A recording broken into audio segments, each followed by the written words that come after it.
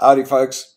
So, as you know, we are getting closer to actually hopefully getting our PR, touch wood, in the near future. And as soon as that happens, we need to start thinking about our future in Canada and how do we build up assets in the longer term for our retirement. You know, there's only 13 years left before I have to retire. So we need to start building up assets. And one of the avenues I'm looking at is obviously property, because property is a very good long-term investment, especially in a stable country and in a stable city that we hope Vancouver is. So I started looking around at properties, and in this video today I'm actually going to take you through my thought process and the calculations that I do to see whether it will make sense or which properties we are going to buy. So just a couple of things to keep in mind. Number one, I'm not going to be purchasing property in the next month or two. The property prices across Canada apparently have dropped about 14% from their heights since the Bank of Canada started increasing mortgage rates. So I believe that the property prices are still going to come down quite a bit. There's expectations from anywhere from another 15 to 25% that prices will drop. So whichever way we go, we are going to hang on to it a little bit and just see where this goes. I mean, obviously the closer to the bottom we can buy, the better. In any case, so let me take you through my thought process and let's see if it makes sense to buy property. Oh, the second thing, just before we go there, obviously we arrived here with rands, so our rands are not that valuable. I mean, there's no way in the world we can buy a 4-bedroom or a 3-bedroom, a big property in Canada at these, or in Vancouver, or really almost anywhere in Canada at these prices. So my thinking is, if I go for a small 1-bedroom apartment or a studio apartment, we can get it at a very good rate. And if it is in West Vancouver, I mean, these are highly sought after rentals with absolutely ridiculous rental prices. So we should be able to get a revenue from renting it. And what we want to try and do is get to where the rent as close as possible to completely covers the mortgage. I mean, that would be sensational. That's the whole point. So then it builds itself up over time. All right, let's have a look. So what I do first is I go to realtor.ca. They've got a great site where it's, you know, in Canada there's a multi-listing service where all properties available for purchase gets listed on. Now Realtor just pulls in all of those properties into their site. They've got a really nice layout, so yeah, I use that. And I put in West Vancouver as my search area, and I just click find a home, and I list it from the lowest to the highest. And I'm just going to shoot right at the bottom here because, I mean, honestly, that's where we can afford. So this one, $375,000, is this little one, which is in Fullerton. It is in West Vancouver. It's on the border of North Vancouver. And it's actually on the 16th floor. So you've got a nice view over all the trees, of the mountains. Unfortunately, not an ocean view, but I mean, it's a really nice view. And the other nice thing about it, it's brand new. It's been refurbished. It's not huge. It's 506 square feet, I believe. But it's just a studio apartment. I mean, I think it should rent out. I think it should rent out easily. So we're going to base it on this one. Now, the one nice thing about the realtor.com site is that they've got these calculators. So you can go to the calculator and it will help you to calculate exactly what it's going to cost you to purchase or to finance this home. Now, something you need to keep in mind that in Canada, you have to put down a deposit for your home or a down payment. You cannot get 100% mortgage like we do in South Africa. In South Africa, you can get 100% loan from the bank. They will loan you all the money to buy the property. Over here, that doesn't happen. If your property is more than $500,000, you have to put down a 20% deposit. If your property is less than $500,000 that you are buying, you can put down a smaller deposit, but then you need to pay what they call mortgage insurance. So pretty much you're basically insuring the balance of your deposit. And that's quite significant. It's quite costly. So let's have a look at the calculator over here. We've got the asking price, $375,000. Now, they give you four scenarios in this calculator. 1, 2, 3, 4. Scenario 1 is a 5% down payment, which comes to $18,750. And then you have to pay mortgage insurance of $14,250. Scenario 2, 10% down payment. Scenario 3, 15% down payment. And scenario 4, the full 20% down payment. So let's just run with scenario 1 for a start. I created this beautiful little spreadsheet over here. So the total up front, first we're going to say the interest rate. Total up front, let's have a look. Oh, that's the nice thing. You can scroll down on the calculator and it will ask you the total amount of cash. It'll give you the option, or it will show you the total amount of cash needed up front. So that's the down payment plus land transfer tax of $5,500 plus lawyer fees of $1,000 plus title insurance of $375. So that's $25,625. Let's go in here, put it down. $25,625. Okay, but that's not all, because the one thing that's not included there is this mortgage insurance, which is $14,250. 14,250. Okay, so there we go. $39,875,000 that you need to put down up front before you, if you want to purchase that house. Now, interest rate, I'm looking at the interest rates, and currently the interest rates are sitting at 7.6, between 5 and 7.6. Now, for some reason in Canada, or it looks like I'm just looking on TD America, they've got what's called an open mortgage and a closed mortgage. An open mortgage is one that you can pay off. So in other words, if you win the lottery tomorrow, you can come and pay your mortgage and it's all done. And for some reason that has a higher interest rate than a closed mortgage, because the closed mortgage you can't pay off. You can only pay up to, I think, a maximum of 15% of your balance you can pay. Now, you know, obviously I'm the kind of guy that believes that I'm going to be getting some money together, and, you know, I don't like debt, so I try and pay my debt as quick as I possibly can.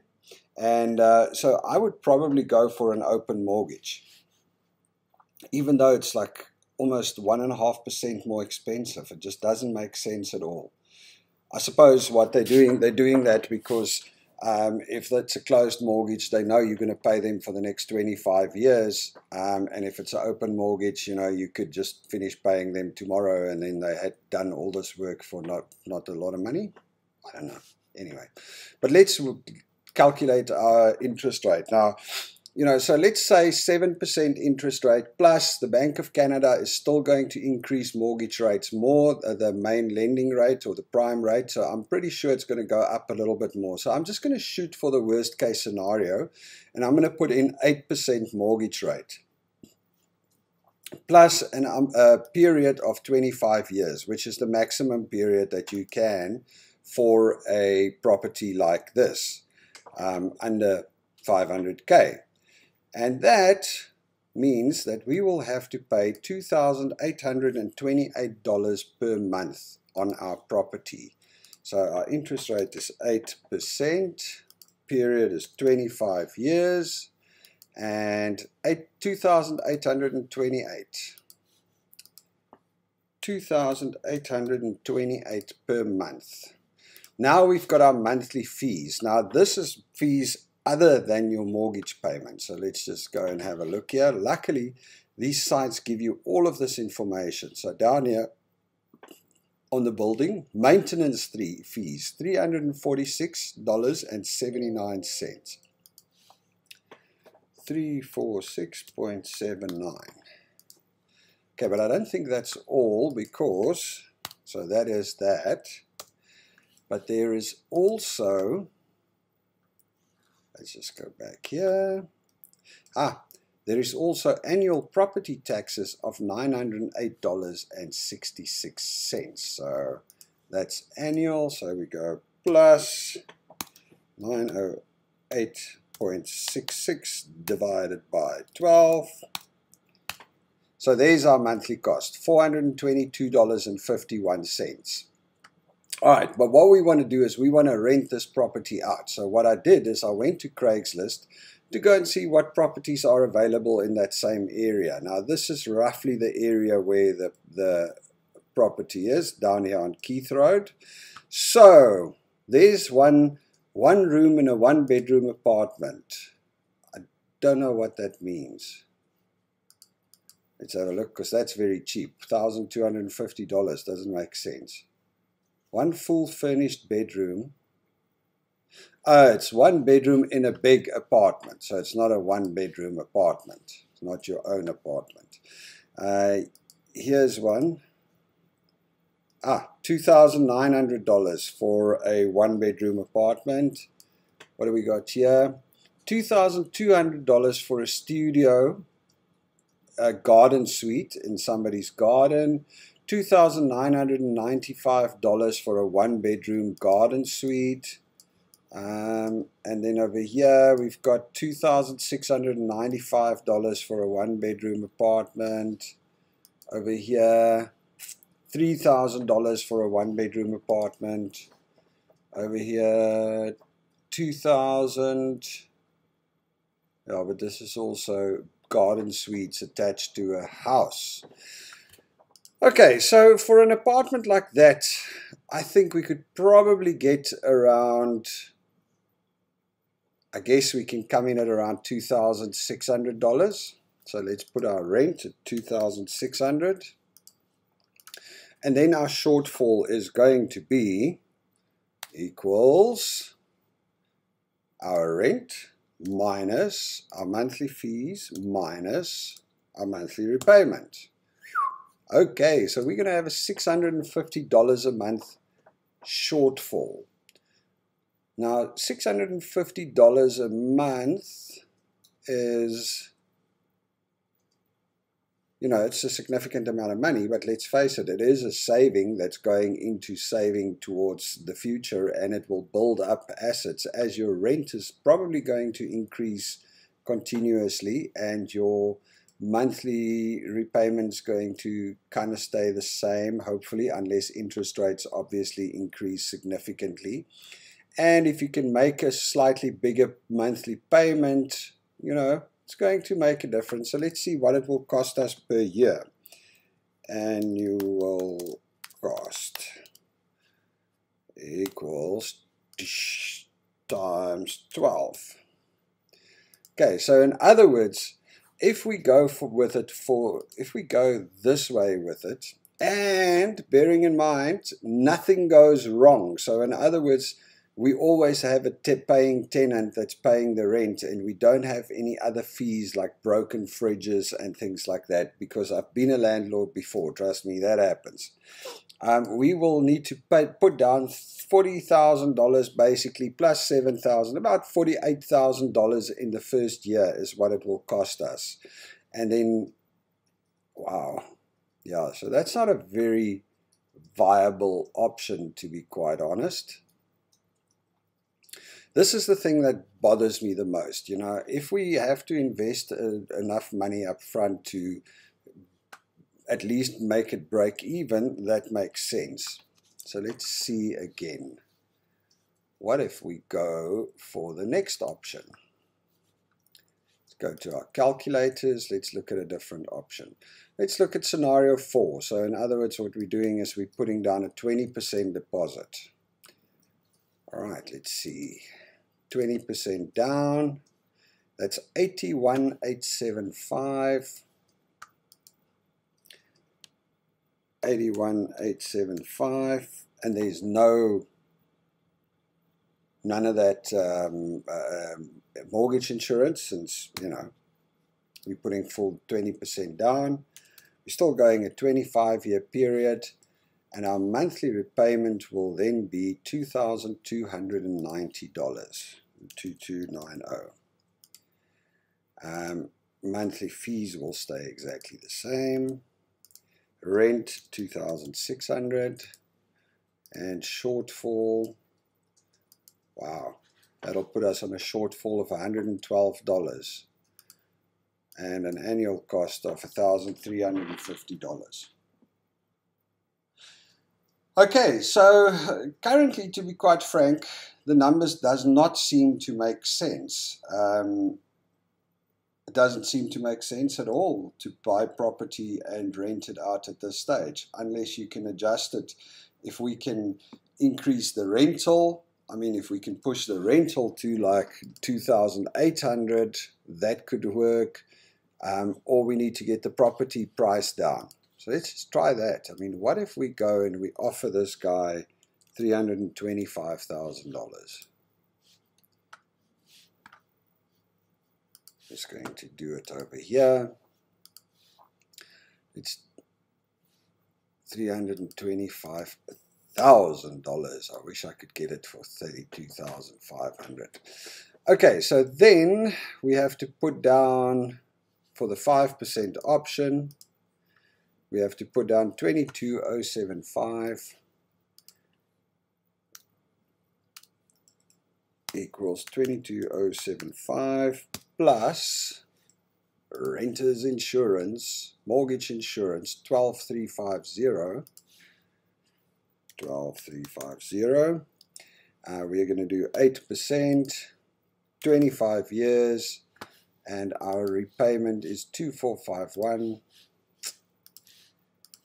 2451. This will stay the same. This will stay the same. And wow. So if we offer this guy $50,000 less, which I doubt he'll take, we'll come in at a loss of $273. But, I mean, if property prices do come down by another 10-15%, then it is entirely feasible that we can start picking up properties at that rate. Anyway, I think the simple answer here is that buying a property for sale in West Vancouver, even at $375,000, even if it's a really nice property, just doesn't make financial sense. Not at the current prevailing market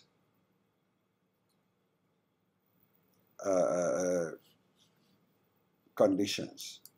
Let's just do one more where we go the full 20%. Equals,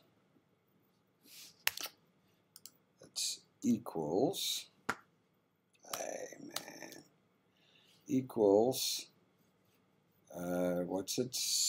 Let's go have a look.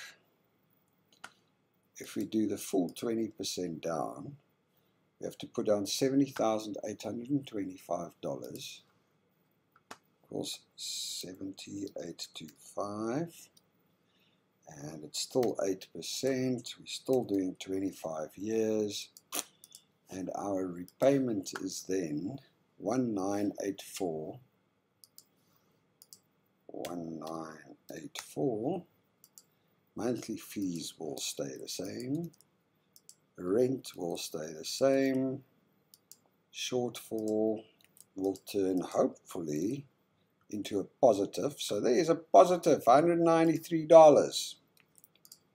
That means it will put $2,321 in your pocket. So you need to put down $70,000 Canadian at an 8% maximum interest rate over 25 years, get a rent of $2,600, and then the numbers make sense.